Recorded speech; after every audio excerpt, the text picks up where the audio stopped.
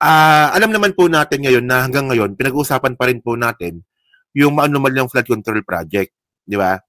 So, alam din po natin na makakaroon nga po ng rally ang Iglesia ni Cristo sa November 16 to November 18. Yan, medyo mabigat yon at saka medyo controversial po yon kasi nababalutan po ito ng mga politiko, di umano.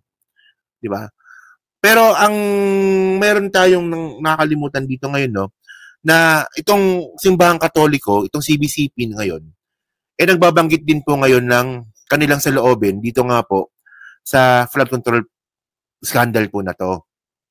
Pero, ang gusto ko lang ipakita po sa inyo, ibang-iba po ngayon, tinan ninyo yung way ng Iglesia ni Cristo at yung way ng Katoliko, yung pag-deliver nila ng narrative nila. So ito, galing ito, no, parang official statement to ng CBCP eh. Yan ito, panoorin natin to. Mga minamahal kong kababayan, noon pong September 21 sa EDSA People Power Monument, nanawagan po tayong muli para sa katotohanan, katapatan at tapang sa harap ng mga pagsubok ng ating bayan. Ngayon po, habang patuloy nating hinaharap ang mga matinding katiwalian sa mga pondo para sa flood control, nais ko pong ulitin at patibayin ang panawagang iyon. Suportado po ng Catholic Bishops Conference of the Philippines ang mas malalim na pagtutulungan ng simbahan at ng sambayanan, church and civil society sa diwa ng synodality o sabayang paglalakbay, pakikinig sa isa't isa, pagkilos ng sama-sama at pagtindig para sa kabutihan ng lahat. So walang rally, wala. Walang rally. No. Kasi may rally sa November 16 eh. So dito parang walang rally. Parang ito parang motivational speech lang po ito. So parang ganoon, di ba? Hindi po tayo kumikilos dahil sa galit. Correct. Kundi dahil sa pag-asa. Nananawagan po tayo ng pananagutan, pagtatanggol sa katotohanan at pagpapalakas ng ating demokrasya. Ang katiwalian ay hindi lang paglabas sa batas. Ito'y mabigat na kasalanang moral. Ninanakaw. Tingnan ninyo yung mga babayan, no? Ito simula pa lang po ng speech nga po ng CBCP. Makita po natin no, na hindi sila nakafocus sa tao. Di ba? Nakafocus po sila sa issue. Di ba? You get the point, no? Kasi hindi po katulad dito, no, Tinon? Tinan nyo, Ito kasi lumalabas itong pangalan na to eh. Ito nag-trending to kahapon. Oo. Yung sinasabi nga po ni Montulpo. No, na ito here's an insider list of people the government is watching are behind the reported current destabilization. So itong araw po yung mangyayari nga po sa November 16. Okay. So nandiyan si Romeo Poquis, si Orly De Leon, di ba mga DDS to eh. Si Benjamin Magalong, di ba? Si Johnny Macanas, Gerald Bantag, sila Chica, Leonardo. Itong mga to, no? Chavit Singson, Mike Defensor, Vic Rodriguez, Ferdinand Topacio, Marcoleta, no? Ito po, itong mga taong pong ito, ang focus po nila dito, tao, hindi po issue. Kasi ang gusto ng mga taong ito, tanggalin si Presidente Bongbong Marcos, ipalit si Sara. So sa tingin nyo ba, kapag nangyari yung gusto nila, masusolusyonan po yung flood control? Yung flood control scandal, masusolusyonan yon? Pag natuloy po yung plano po nila na tanggalin si PBBM at ipalit si Sara? Parang hindi, di ba? Mas maganda kasi sa issue tayo, pero pag ang ebidensya po, tinuturo po si PBBM, wala tayong magagawa. Di ba? Kailangan batikusin yung presidente. Pero ang point dito mga kababayan, wala pa pong ebidensya laban sa presidente. Pero bakit binabatikos na po ng mga taong ito? Gusto na nilang tanggalin, at wala pang ebidensya. Ito, kayo. So, tayo. Di ba fair naman yun, di ba? Fair naman eh. Kapag base sa investigasyon, lumabas po na talagang sangkot ng presidente, patalsigin natin. Fair yun. Tama yun. Pero pag walang ebidensya, bakit yung pipilit? Kaya nga ito sinasabi ko eh. Issue-based muna tayo. Tulad nga pa na sinasabi nito ng CBCP. Nakafocus sila sa issue. Ngayon, pag nakafocus sa issue, pag lumabas sa ebidensya na may mga taong sangkot dito, katulad ni Martin Romualdez, katulad nga po ni Presidente Bongbong Marcos, tanggapin natin. Pero sa ngayon, sino lang ba yung may mga ebidensya na sangkot dito? Si Jinggoy, si Keith, si Joel Villanueva, o pati mga congressman, sa mga diskaya, yung mga engineers. O, doon tayo mag-focus kasi doon pa lang po tumatakbo yung ebidensya. Pero pag wala pang ebidensya sa ibang tao, bakit natin pipilit? Kaya doon natin makikita, di ba? Yung pagkakaiba nga po, nung narrative po ng Katoliko, dito nga po sa sinasabing rally ng Iglesia ni Cristo. Kung, yun nga yung totoo. Kasi ay nang lumalabas eh. Di ba? Yun ang lumalabas. Pero, syempre, tingnan natin kung totoo nga yun.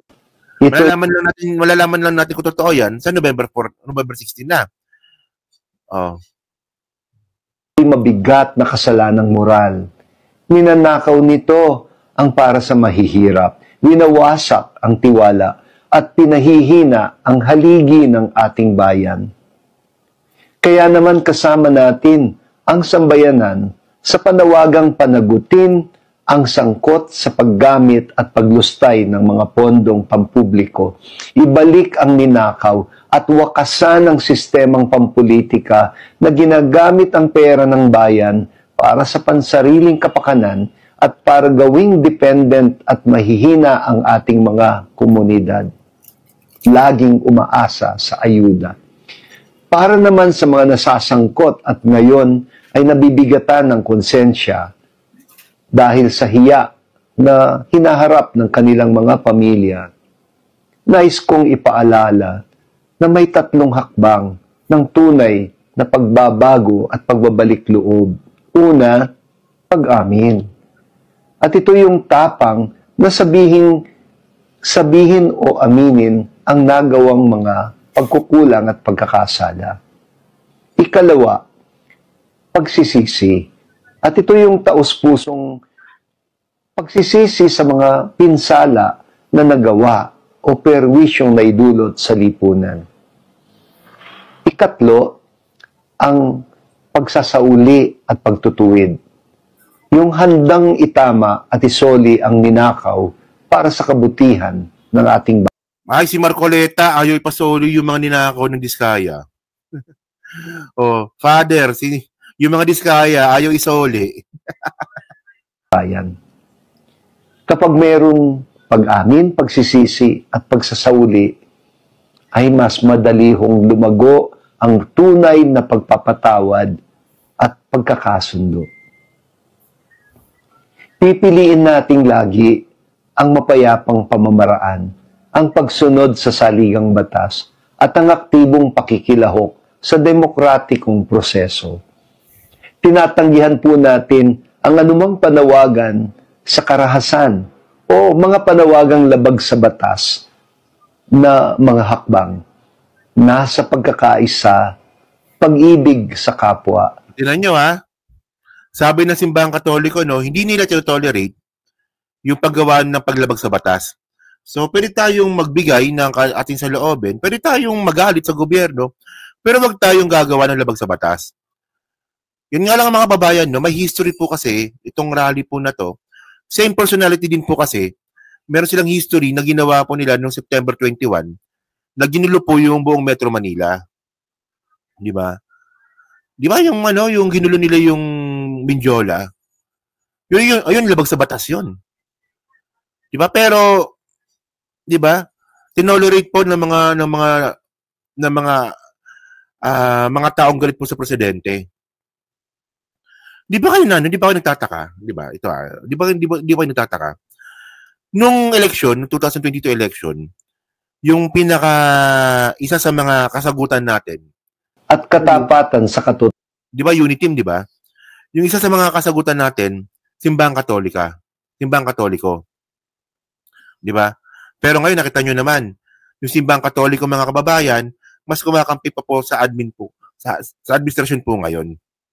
So, ano ba ibig sabihin nun? Ibig sabihin nun, diba, na kahit na ayaw nila sa simula si Presidente Bongbong Marcos, pero nung nakita nga po nila yung trabaho ng ating Presidente, nagbago po yung isip nila.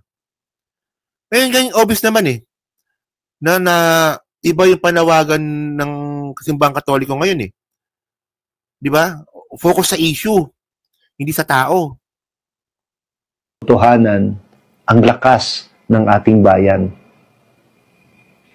Hinihikayat ko po kayo, mga laiko, na manguna sa makasaysayang misyon na ito.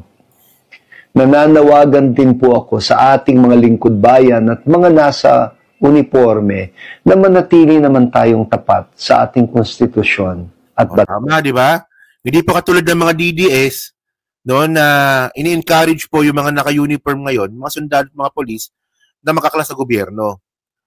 Nakakala mo naman may papakain kapag sila po ay natanggal sa serbisyo. Tingnan niyo isipin niyo kung gaano katanga itong narrative ng mga DDS. Gusto ng mga DDS, no? Gusto ng mga Duterte follower. Yung mga pangalan pinakita ko kanina. Ito, yung mga yan. Itong mga to. Ano yan? Wait. Yan. Yung mga pangalan na yan. Ang gusto nila, no? Magkaklas po yung mga sundalo. Magkaklas po yung mga pulis. Okay, sige. Okay. No? Pero, paano kapag hindi kayo nagtagumpay? Itong mga pulis po na to, itong mga sundalo po na to, na posibleng mahikayat ninyo, tanggal po sa serbisyo yan. Diba? Tanggal po sa serbisyo yan. Diba? So, mapapakain nyo yan? Kayong mga DDS, mapapakain nyo yan? Diba? Overtime na daw ako, 20 minutes overtime.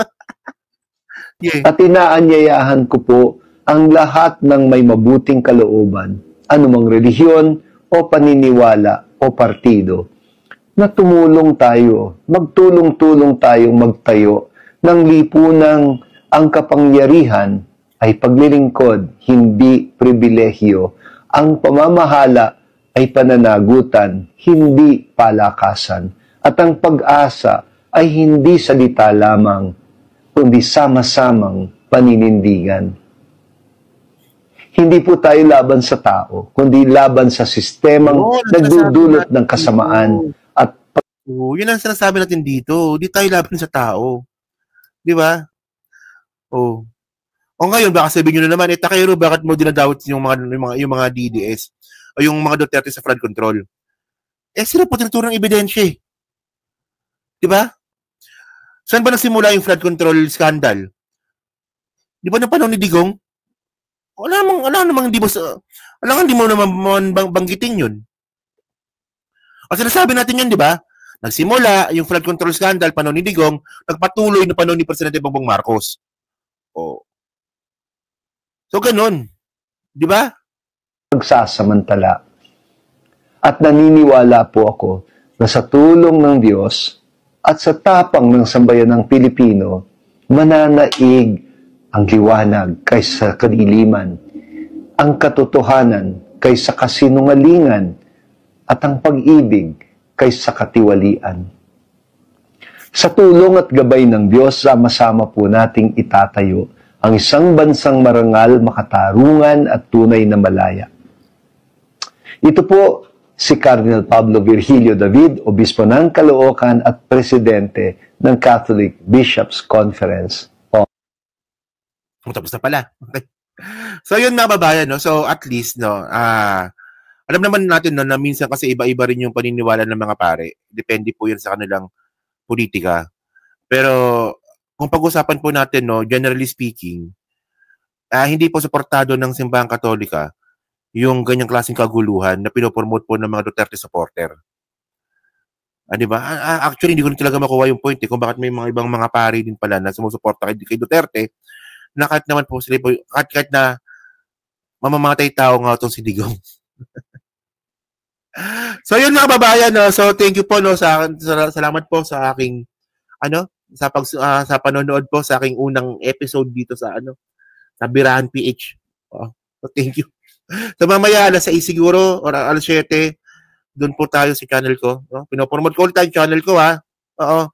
So sana po yung nanonood po ngayon dito, sana mamaya nandun din po kayo mamayang alas 7 or alas 6 ng gabi.